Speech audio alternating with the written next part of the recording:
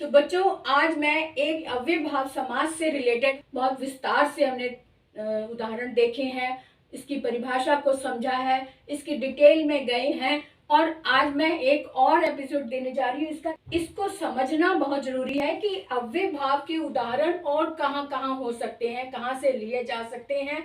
इस तरफ आप ध्यान दें क्योंकि ये वाला वीडियो बहुत इम्पोर्टेंट है आपके लिए अव्ययभाव समास को और बारीकी से समझने के लिए। तो यहाँ पर मैंने बताया है कि व्यंजन संधि में भी अव्ययभाव समास हो सकते हैं, यानी व्यंजन संधि और विसर्ग संधि भी देख लेंगे। विसर्ग संधि या संधि के उदाहरण जहां जहां पर उपसर्ग लगा हुआ है, जहां जहां भी उपसर्ग लगाकर जो शब्द बने हुए हैं वो सभी शब्द अव्ययभाव समास के उदाहरण भी हो सकते हैं। ये हम देखेंगे कि किस तरह से। गुड मॉर्निंग बच्चों, आज मैं एक छोटा सा वीडियो और लेकर आई हूँ, ये भी अव्ययभाव समास से संबंधित है। तो ये भी बताना चाहती हूँ कि अव्ययभाव समास कहाँ कहाँ हो सकते हैं। तो ये आज मैं व्यंजन संधि और विसर्ग संधि पर बताना चाहती हूँ कि विसर्ग संधि और व्यंजन संधि के उदाहरण देखते हैं कि क्या क्या है और अव्ययभाव समास कैसे हो सकता है उसमें। अगर आपने पूरा देखा तो आप बहुत अच्छे से समझ पाएंगे। स्किप कर दिया तो बहुत बड़ी इंफॉर्मेशन से वंचित रह जाएंगे, इसलिए जल्दी से सब्सक्राइब कर दें, लाइक कर दें और शेयर करना ना भूलें। आज मैं लाई हूँ व्यंजन संधि और अव्ययभाव समास। मेन है कि अव्ययभाव समास कैसे हो सकता है व्यंजन संधि और विसर्ग संधि के अंतर्गत।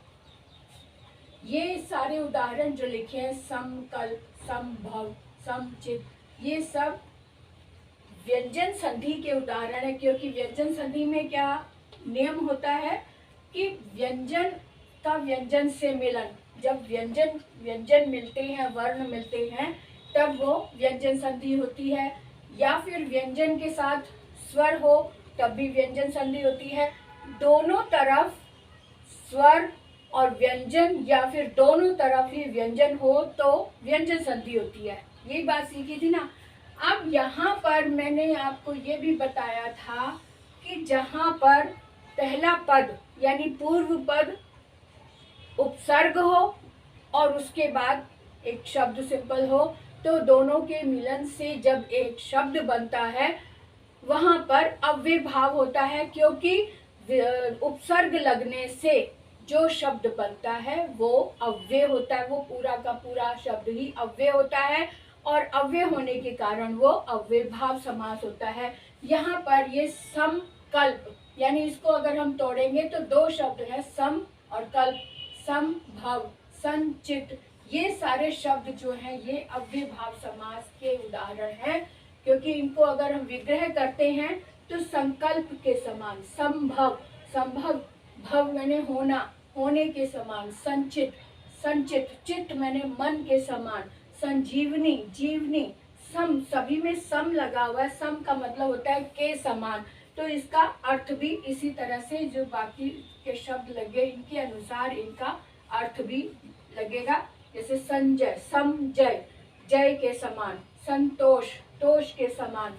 तो इस तरह से दिग्विजय, दिग का मतलब होता है दिशाएं, दिशाओं से रिलेटेड है ये, तो इसलिए ये शब्द बन गया। तो इसी तरह से इनका अर्थ भी उसी तरह से जाएगा। दिग्विजय मतलब सब दिशाओं में विजय पाना, दिग्दर्शन सब और देखना, दिगंबर, दिग अंबर, सभी दिशाओं में अंबर, या फिर अंबर का मतलब वस्त्र भी होता है। वाग ईश, वाग मतलब वाणी, वाणी का ईश्वर, इसलिए इनमें भी अव्ययभाव समास समाये हुए हैं। क्योंकि इनके अंदर भी उपसर्ग लगा है, पूर्व पद उपसर्ग है, उसके बाद सिंपल शब्द है, दोनों को मिलाकर ये शब्द अव्ययभाव समास के अंतर्गत आ गए। इसी तरह से ये निस्तेज है तो इसका शब्द क्या बनेगा, निस्तेज। क्योंकि विसर्ग संधि जहाँ होती है, विसर्ग के स्थान पर या तो आधा स बन जाता है या फिर आधा श बन जाता है या फिर आधा षटकोण वाला श भी बन जाता है। तो यहाँ पर निस्तेज बन रहा है, नि, कहीं पर विसर्ग के स्थान पर र भी बनता है तो निर्मल, अधः गति, तो यहाँ पर विसर्ग का ओ हो जाएगा नियम के अनुसार अधोगति। तो यहाँ पर भी अव्ययभाव समास समाया हुआ है। निश्चय निश्चय है तो यहाँ पे आधा श लग जाएगा तो निश्चय शब्द बन गया। यहाँ पर भी अव्ययभाव समास है। मनः ताप है तो मनोताप, यहाँ पर भी ओ की मात्रा लग जाएगी जैसे यहाँ पर लगी है मनोताप। यहाँ है दुष्चरित तो विसर्ग का श हो जाएगा दुष्चरित। इस तरह से शब्द बने हैं। तो ये विसर्ग संधि के उदाहरण, लेकिन यहाँ पर ये अव्ययभाव समास भी है। ये बताना चाह रही थी कि आपको ये पता होना चाहिए, उसकी जो परिभाषा है वो माइंड में रख कर चलो। जो परिभाषा अगर खरी उतर रही है किसी शब्द के साथ तो वो भी अव्ययभाव समास होगा।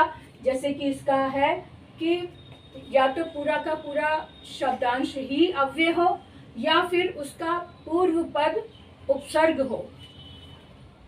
यहाँ पे विसर्ग लगा है तो दुष्कर्म, यहाँ पे श ये वाला आएगा, षटकोण वाला श आएगा, दुष्कर्म दुष्कर्म।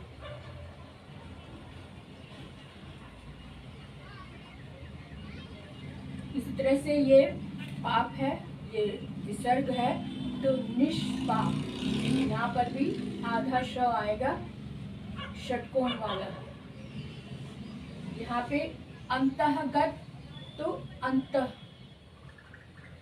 यहाँ पर भी विसर्ग का र हो जाएगा अंतर्गत। यहाँ पे दुर्बल है तो दुर्बल, विसर्ग का ब हो जाएगा, विसर्ग का र हो जाएगा दुर्बल।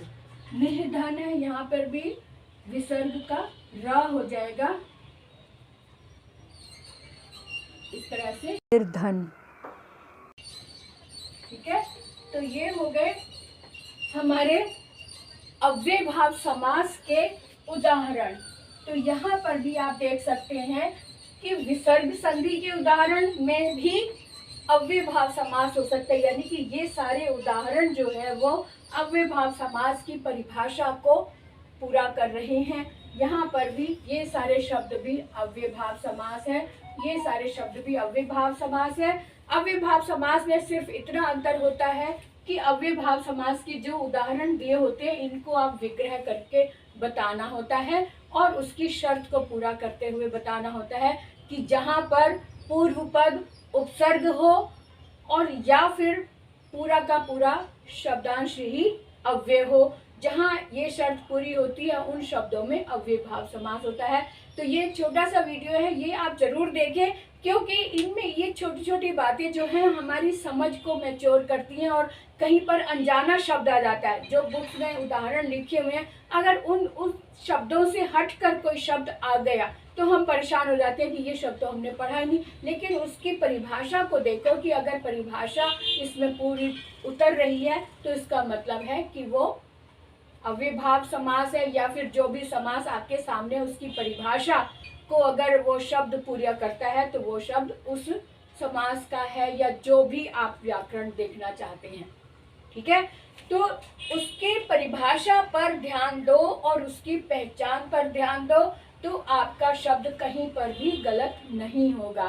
बस यही बात बताना चाह रही थी। आज ये अव्ययभाव समास का आखिरी चैप्टर है, इसके बाद मैं प्रैक्टिस करवाऊंगी, लेकिन पूरी तरह से समझाना जो है वो आपको अच्छे से समझ में आ गया। लेकिन आप कमेंट करके मुझे ज़रूर पूछ सकते हैं कि कोई नया शब्द आपके सामने आया है तो वो दुविधा आपको दे रहा है कि इसको कैसे सॉल्व करें, तो आप कमेंट बॉक्स में लिखकर ज़रूर पूछ सकते हैं।